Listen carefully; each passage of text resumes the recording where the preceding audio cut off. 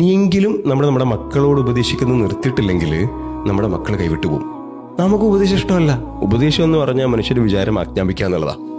ആജ്ഞാപിക്കുന്ന മാനേജറുടെ അടിയിൽ വർക്ക് ചെയ്യാൻ നമുക്ക് ഇഷ്ടമാണോ? അല്ല. ആജ്ഞാപിക്കുന്ന ഭാര്യ, ആജ്ഞാപിക്കുന്ന ഭർത്താവ് ഇഷ്ടമല്ല, ആർക്കും ഇഷ്ടമല്ല. അതുപോലെ തന്നെയാണ് മക്കൾ. എന്നിട്ടും അവർ ഇപ്പോഴും നിൽക്കുന്ന എന്തുകൊണ്ടാണെന്നറിയാം?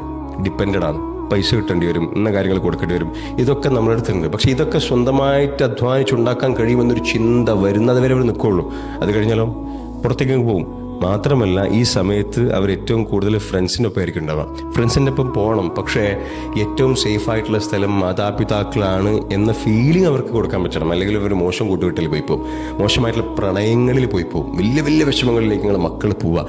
ആ ചേർത്ത് പിടിക്കൽ അതെങ്ങനെ കൊടുക്കാമെന്നറിയോ? റെസ്പെക്റ്റിലൂടെയാണ്. നമ്മുടെ മക്കളെ റെസ്പെക്റ്റ് ചെയ്യില്ല. പലപ്പോഴും നമ്മളെന്താ വിചാരിച്ചെന്നറിയാം, അത് ഇങ്ങോട്ട് കിട്ടേണ്ട സാധനം നല്ല അങ്ങോട്ടും കൊടുക്കണം. നമ്മളെക്കാളും അവരെ സ്നേഹിക്കാൻ ആർക്കാണ് കഴിയുക? ആ ഒരു ഫീലിംഗ് ആണ് അവർക്ക് ഈ സമയത്ത് വേണ്ടത്. നമ്മുടെ വിവേകം അവർക്ക് ഈ സമയത്ത് വേണം എന്ന് ഭാഷ പിടിച്ചാൽ അത് അനീതിയല്ലേ. കാരണം ആ വിവേകം നമുക്കും അവരുടെ പ്രായത്തിൽ ഉണ്ടായിട്ടില്ല. ചേർത്ത് പിടിക്കാൻ പറ്റണം.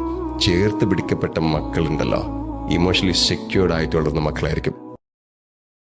Download ShareChat.